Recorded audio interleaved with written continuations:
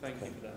So basically, to precis that, it's saying that although there are certain specialisms where medical practice are doing very well, there are perhaps other issues. You talked about hospice care and things like that, where maybe the perception is from you, certainly, that there is less communication between the medical practice and local hospice care. Is that a fair way of summing up what you said? And other things as well. Well, just in terms of specialist thing, 50% of the population die of cardiovascular disease. My remit is not cardiology, it's cardiovascular disease. So my remit is to provide better quality care for all of our patients, both in terms of preventing people developing cardiovascular disease in the first place by, a lot of patients end up having almost cold calling from me about something because I've happened to be nosying through some blood tests or blood pressures. And it's that level of intervention that's about preventing things in the first place. And it's not just cardiology, it's then looking at people with strokes, people with chronic kidney disease, both of whom, as Graham said, we're above the national average in terms of our prevalence. So it's really putting much more effort into the illnesses that affect 50% of the population.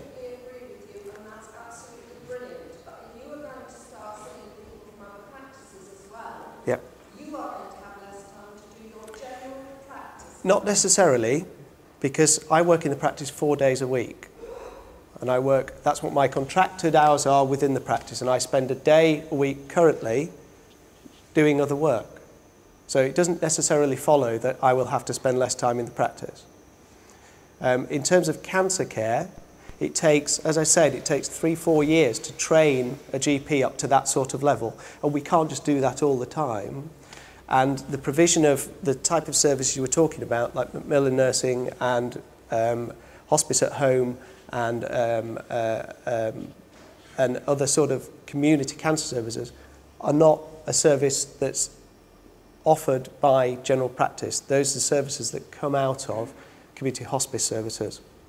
But you should have the information. You should be able to communicate to your patients where they can get that help. I think that actually we do have regular monthly meetings. Karen, actually there in front of you, is involved in that with the hospice. And at that meeting, all the patients who are on the cancer list are discussed, and their care is reviewed, and then plans of action are agreed. Am I right? Is that right, Karen? Yeah, through that. So there is that in place, although obviously you wouldn't be aware of that, but that, so Derek Hart is our sort of palliative care nurse now. I think Macmillan is sort of, I mean, we won't get bogged down in all the sort of names and things, but it's really palliative care nursing now, I think is the term.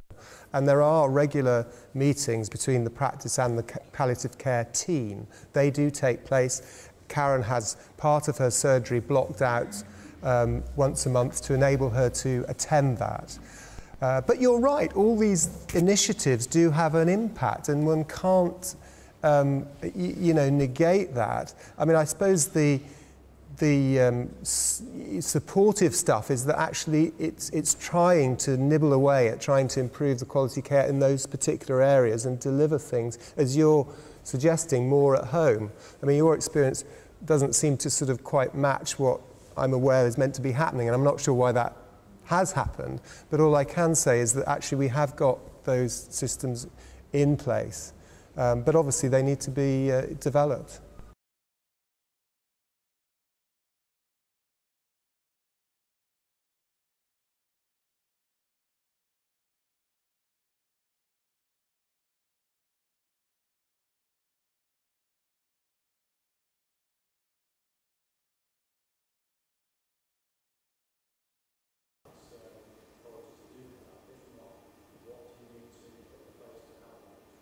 Sorry, thank you. Adrian, yes?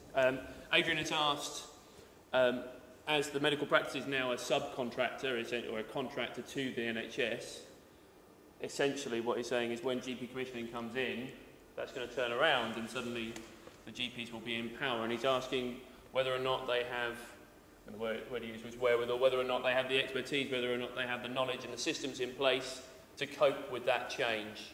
And if not, what are they going to do? Okay. Shall I answer that one. I'll try and answer it.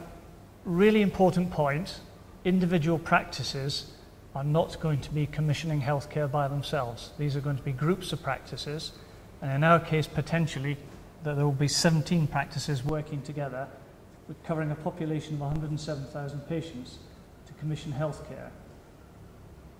Also a very important point, there may be an assumption, because PCTs are disappearing, that all the staff in PCTs are going to disappear as well. That's not the case. A lot of the commissioning staff that currently sit within the commissioning organisations will move into the commissioning consortia run by GPs. So there is an infrastructure there which should enable us to make that happen. Probably the biggest answer I would give you is that I'm not aware of any previous configuration other than GP fund holding, which we were part of, actually delivering the sorts of changes that the health service is going to need to make over the next few years. And I think the GP commissioning consortia have the ability to do that with the support from some fairly key managers.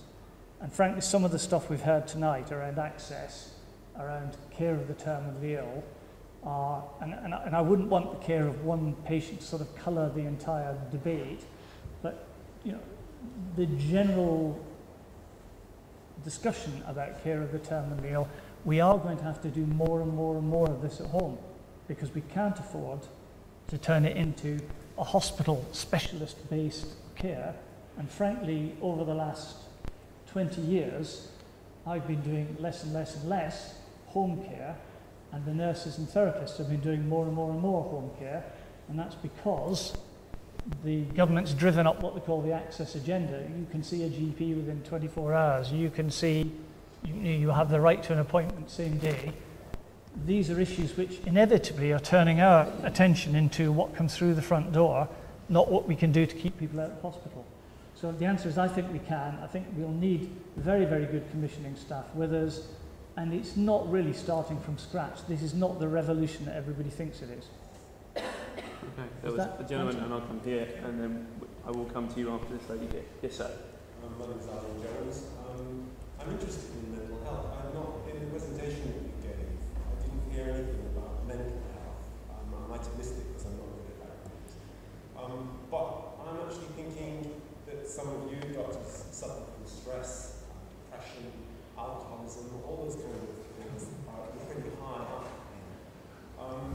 We've got an elderly population, as you said, and yet it doesn't seem as if any training or thought has been particularly suggested this evening about Alzheimer's, dementia.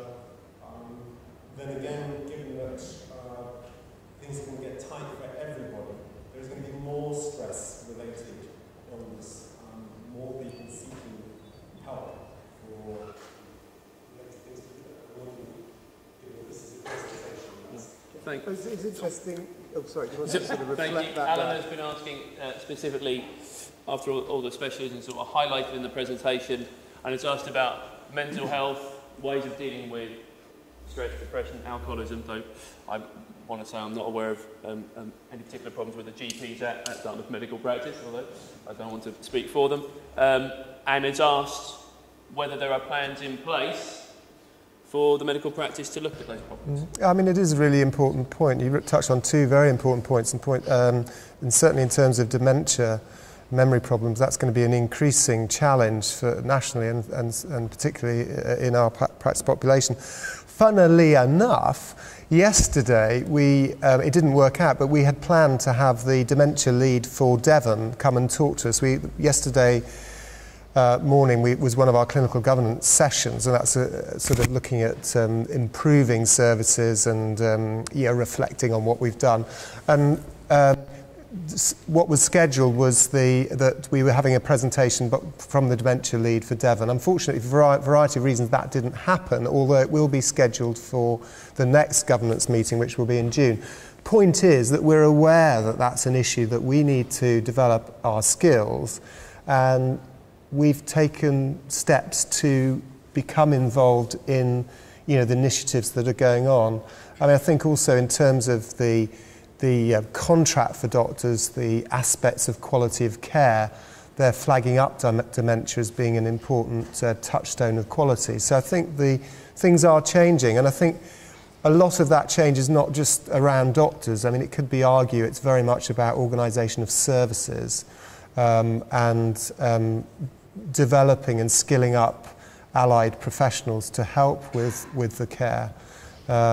Mental health, I think, you know, that there are... I mean, I would argue that within the remit of a general practitioner, part of that is dealing with, you know, mild to moderate anxiety and depression and those type of issues. I mean, I think then moving on to the more extreme mental health, bipolar illness, psychosis, etc. I mean, that at the moment we do work with the team in Newton Abbot, although I do review a certain group of our mental health patients once a year, largely from looking after the physical health point of view, which can be forgotten. I think one of the important issues is that actually we have a great problem of training psychiatrists in this country. The quality of people, trainees going in to train to be into psychiatrists is a real problem. And a lot of people are very concerned about that. And I could see a situation where maybe, you know, getting some joint training for doctors who want to go part general practice, part psychiatry might be an answer, not only in terms of delivering expertise within practices, but also in terms of skilling up the psychiatric workforce, which actually, again, often needs to be much more in the community than in hospitals. So, I mean, it is an important problem, not just for this practice, but also for nationally. So, thanks for bringing it up. Thank you. Yes. I've got three sort of comments, really. The first one is that I was interested in the first couple of slides because I knew you were good, but I didn't know you were that good, so it was interesting to see that. The second is that we've heard a lot of sort of people's experiences about sort of cohesive working between different professionals falling down here. And I just wanted to add my personal experience has been the complete opposite. So I've had a very premature baby whose life was saved actually by sort of the acute and the community working together. So I just wanted to say that as a comment. And personally, having had a hip operation, having community and the acute working very close together. So my experience has been really good. So I just wanted to counterbalance some of the negative sort of comments tonight. So thank you for that. And third comment and sort of question is there's been a lot of talk about the older population. Of course, we have got an older population in Dartmouth, but we've also got a younger population. And I'm interested in what you're doing to address and engage the younger population. Thanks. Sorry, your name was? Joanne. Joanne had asked, well, she gave 3 comments, which were she was impressed by some of the facts and figures the doctors have got, and said she was impressed, which is good. Yay. 2, that she has had fantastic care, and she's thanked both the doctors here and the community and acute systems working together to help her with a premature baby and also with a hip operation. And she said that she's had very good experiences because she felt that perhaps it would be a good thing to bring some positivity, some positive experiences here when we've had some negative ones, and thank you for that. But she's also asked how do the medical practice want to engage not only with the older population, which obviously we've talked a lot about tonight, but about the younger population, those people who are coming up and becoming adults and perhaps don't know how to access vital services to them. So thank you, Joanne. Over to you, doctors.